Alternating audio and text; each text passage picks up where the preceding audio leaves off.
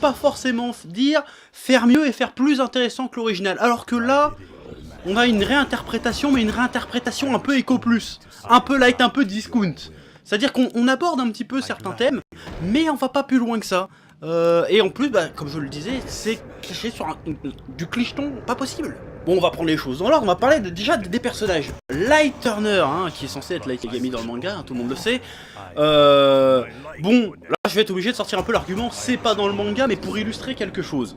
Dans le manga, le personnage de Light, comme je le disais dans ma vidéo précédente, hein, le personnage de Light, c'est un espèce de mâle alpha japonais, si tu veux. C'est-à-dire le mec qui est super intelligent, il est super beau gosse, il est super doué en sport, le gars est au top niveau de la société. Il est au-dessus du game.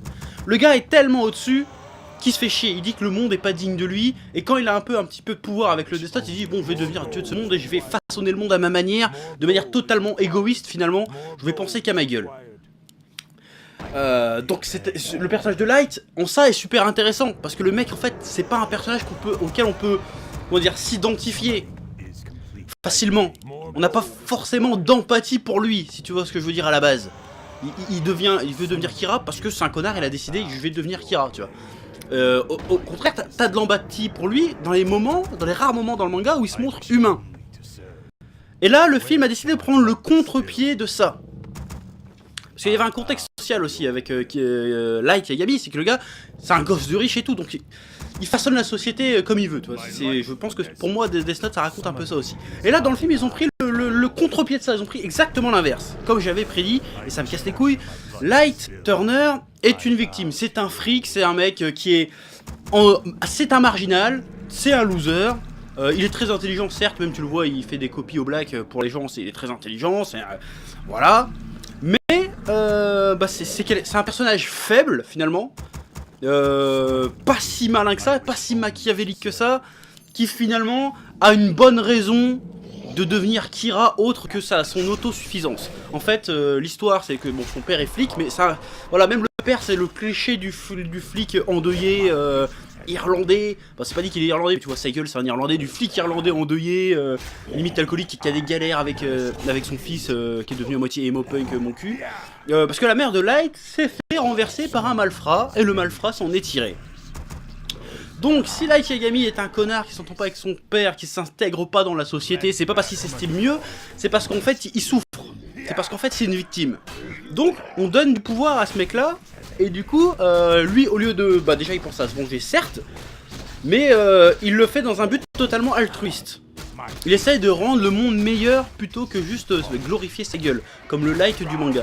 Alors, je peux comprendre qu'on ait pris ce tournant-là pour rendre le personnage plus humain, plus identifiable, mais le problème quand tu fais ça, c'est que ton personnage, il ressemble à n'importe quel autre personnage de ce genre de film, de ce genre d'histoire un peu teenager fantastique. C'est le héros de base lambda. Tout ce qui faisait la saveur de Light, sa particularité du fait que finalement le mec a jamais vraiment été gentil, et ben là tu te dis, ok, en fait Kira c'est un mec bien. Du coup tu n'as aucune ambiguïté par rapport au personnage finalement. Or si t'en as un petit peu, mais c'est pas si appuyé que ça. Light Yagami c'est pas censé être un héros jeunesse du genre Harry Potter. C'est pas Harry Potter Light Yagami. Normalement Light Yagami c'est plutôt Lex Luthor ou J.R. Ewing, tu vois. C'est un fils de pute à la base. Et là on le fait gentil, tout mignon, pas sûr de lui. Voilà. Et si encore dans le film le fait qu'il devienne Kira lui apportait réellement quelque chose finalement, parce qu'à part se taper une meuf et mieux s'entendre avec son père, finalement ça lui apporte pas grand chose d'être Kira, je trouve, dans le film. En fait, tu pourrais enlever la dimension limite. Le film, en fait, le problème du film, c'est que c'est avant tout un film sur un teenager américain qui renoue avec sa famille, qui a une romance, plus qu'un film sur Death Note, sur la justice, sur la mort, sur la vie, sur Dieu, tout ça, tu vois. En fait, tu pourrais enlever le Death Note de l'équation, le film serait quasiment le même. C'est le sentiment que j'ai eu en le regardant, en tout cas. Et je vais être obligé de le ressortir. Dans le manga, quand Light devient Kira, en contrepartie, il sacrifie quelque chose. Il sacrifie sa sociabilité, il sacrifie son humanité. Vraiment, ça devient un personnage froid, calculateur. Le mec ne fait plus rien sans calculer avant ce qui va me faire griller ou pas, qui je vais tuer ou pas. Le gars, il est 24-24. Dans ce plan-là, il devient peu à peu le Kira qui s'imagine être, en fait, dans le manga. Alors que là, le Death Note, rend sa vie meilleure. C'est-à-dire qu'en contrepartie de tuer plein de gens, en fait, il sait de rien du tout. Il a pas de problème de conscience, il en a rien à foutre. Il est là, ouais, je tue des gens, je m'en bats les couilles. Ma vie est belle, la vie est heureuse. Je trouve que là, ça enlève encore une fois beaucoup de choses que le manga proposait. Donc pourquoi changer ça, proposer quelque chose de différent, c'est pour enlever des trucs qui auraient été super intéressants à faire en film en fait. Il y avait plein de trucs à raconter, même différemment. Et ils l'ont pas fait, ils sont restés en surface. En surface, et ça sur tous les aspects du film, ça reste méga lisse. Par exemple, l'aspect policier de Death Note, l'aspect enquête, l'aspect thriller psychologique, il passe totalement à la trappe dans ce film. Et j'aimerais bien qu'on vienne me soutenir le contraire, parce que t'as pas vraiment de réel moment d'enquête, hein, ni de plan machiavélique si ce n'est à la fin. Même elle, il débarque, il fait « Oui, j'ai trouvé où il était Kira, il est à Seattle. Pourquoi, comment, on sait pas, bah soi-disant, il a mis des informations, un peu comme dans le manga, il a mis des informations qui étaient disponibles que là. Pourquoi il a visé que Seattle? On ne sait pas, par exemple. Ils expliquent, à aucun moment, elle, en fait, il arrive. Bah, je parlerai du personnage d'elle un peu plus, mais...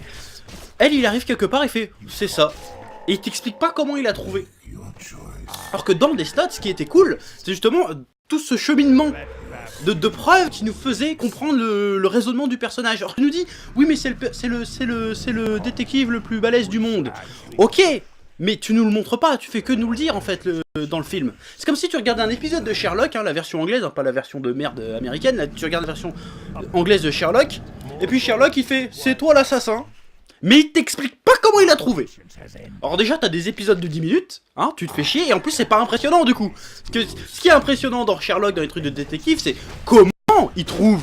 C'est pas le fait qu'il trouve, on sait qu'il va trouver, c'est comment il va trouver. Voilà, et pareil, y a pas une seule fois un moment comme ça dans le film, pour nous montrer que elle est balèze. Non, non, c'est juste, le tueur est à Seattle. Et pourquoi? Parce que j'ai deviné. Voilà, et rentre chez toi, c'est fini.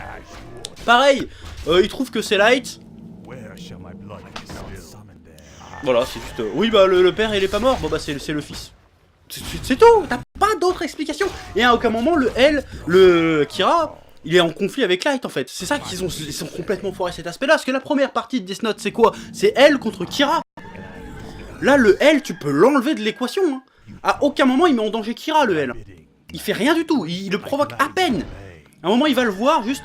Je suis elle. Je sais que c'est Kira, je vais t'attraper. Et là, tu fais, ok, Osef, je m'en bats les couilles. Voilà, il n'y a pas d'alchimie si tu veux, je n'y crois pas. Tu me dis que elle, là c'est elle et Kira qui vont se livrer dans un duel psychologique de ouf. Non, que dalle.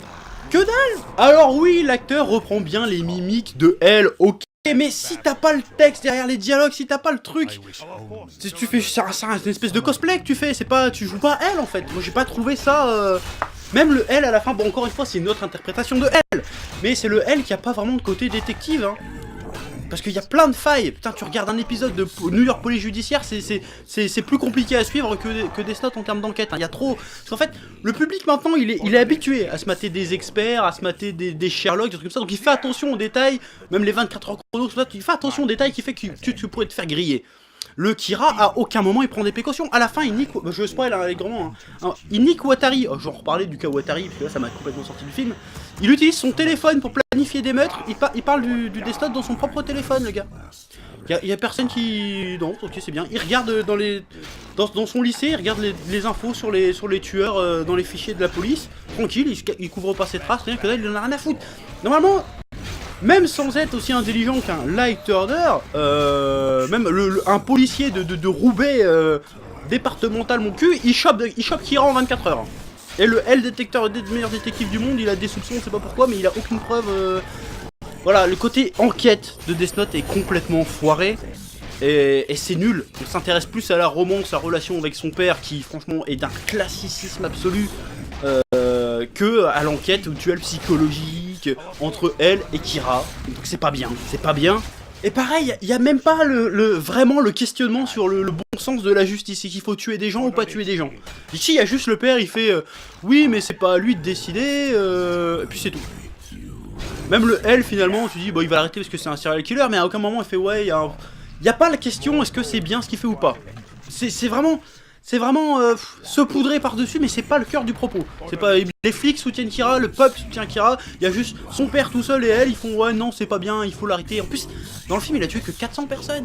Enfin c'est beaucoup hein, tuer 400 personnes, mais 400 personnes ça change pas la face du monde hein. Alors que dans le manga c'est largement plus. Enfin bref, c'était pour montrer l'impact qu'a Kira sur le monde. Tu me dis 400 personnes, j'y crois pas trop. En plus les premières cibles c'est vraiment le truc très américain. Et je vais tuer des gens de Daesh, et je vais tuer un dictateur de la Corée du Nord. Bon, d'accord, derrière ce film pourrait y avoir un espèce de sous-texte sur la jeunesse américaine, tout ce que tu veux, mais la jeunesse américaine, on fait que bouffer ça tout le temps dans toutes les séries. Dans tous les trucs fantastiques qui les gens racontent, on bouffe toujours les mêmes clichés, la même histoire.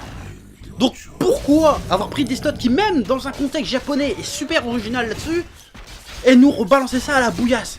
Ne me sortez pas que c'était pour proposer une version différente, vous proposez une version différente qui ressemble à toutes les autres. Pourquoi? Pourquoi? Je ne comprends pas pourquoi. On dirait un film, on dirait pas un film d'auteur.